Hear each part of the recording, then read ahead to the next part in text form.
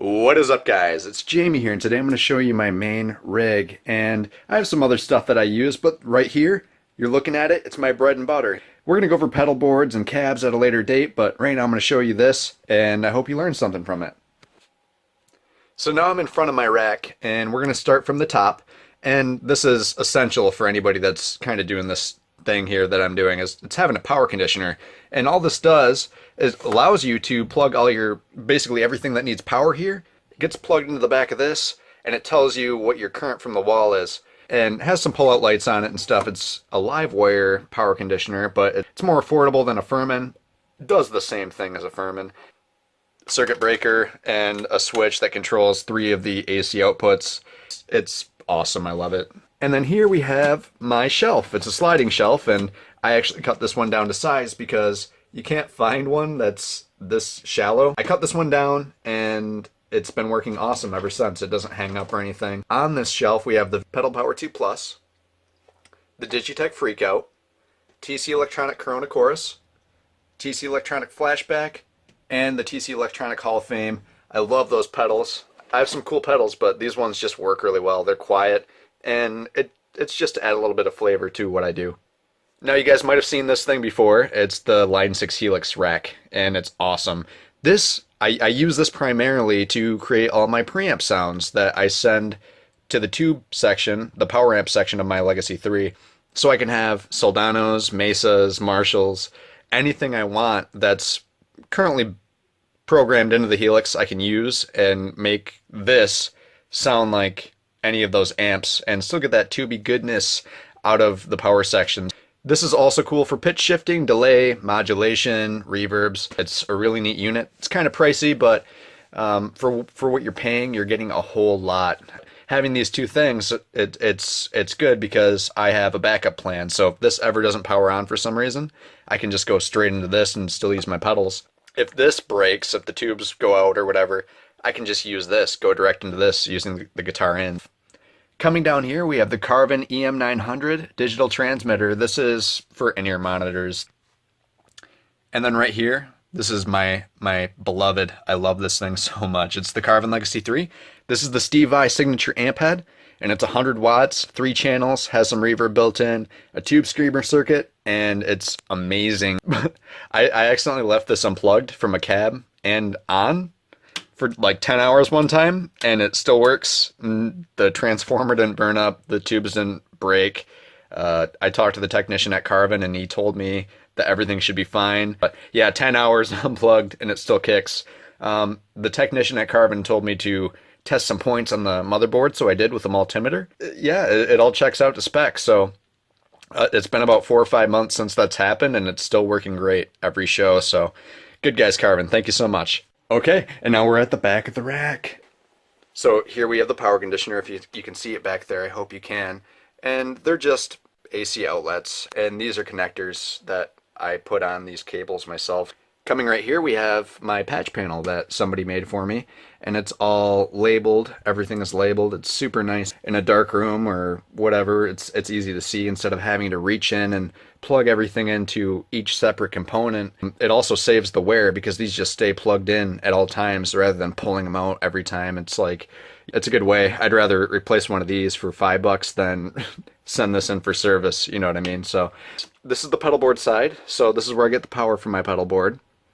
This is my wedge, the Helix power supply. So it's a Cat 5 cable. Looks like this, and you've seen this before. They plug into the back of wireless routers and telephones and stuff like that. I have one that snaps in and kind of locks into place, which is nice. Input 2 is used for my talk box, so it just sends a 1/4-inch feed out to my pedal board. It doesn't even need to come back. It just goes out to the talk box, and from there it goes through the microphone, if you know what a talk box does. Input 1 is where my guitar comes in. So I just have one 30-foot run of signal coming to the rack because my wireless unit is on my pedal board. So one 30-foot run, and it saves on impedance and keeps my signal pretty clean.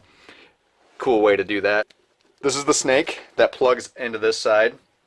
This has 3 guitar cables in it. I don't use all 3, but I use 2 of them, and one's just a fail-safe in case one of them goes out. Like if this gets stomped on or something and one of them breaks, I can quickly swap it out and don't need to throw down another cord next to my snake. It's all still within, you know, one thing. It has an extension cord for power, has an XLR cord, it has the helix thing inside of it, this connector, and some other stuff like MIDI cable in case I need it. So that's that, and this comes from my pedal board. It always stays connected, and I just coil it up through the lid on my case, and that's where this lives at.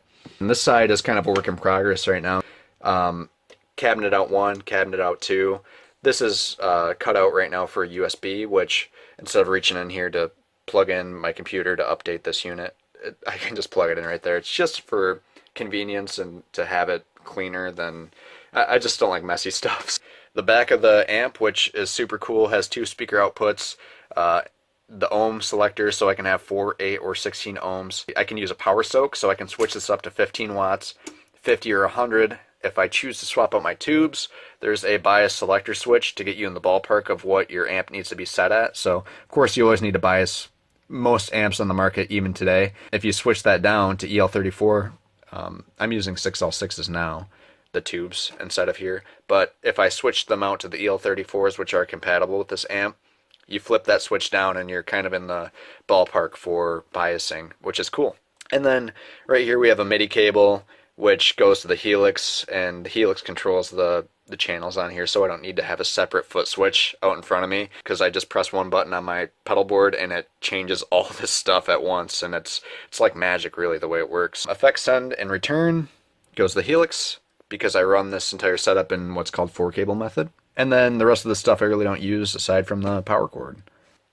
Right here we have the Hughes & Kettner Redbox 5. And this is a glorified DI box. It's like $100 and it's amazing. So your speaker output goes to this box first, and then from the box this steals your signal and sends it out to this XLR. It's like using a microphone, except you don't get a bunch of room noise and it's very consistent. You get the same sound every night. Then you can still plug your cabinet in because that's where this goes. But as far as it goes, I mean, it's super simple.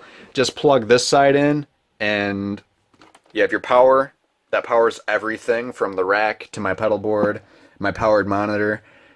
Just one power cord does it all, guys. And then my speaker cable. And that's all I need to do. If there's any takeaway from this video, it's just trying to streamline what you have. And, you know, this is a lot of weight right here. So that's the most of my worry. And I'm not worrying about cables moving around or breaking so much because I'm not really touching them at all. I'm just kind of using these, and this might break sometime, or this might break sometime, but that's all replaceable stuff. I hope you guys liked the content today.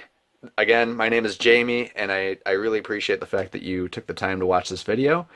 Again, leave a comment down below if you liked what you saw, or if you have any suggestions for me. If you learned something, that's great too. There's that. Anyways, guys, cheers.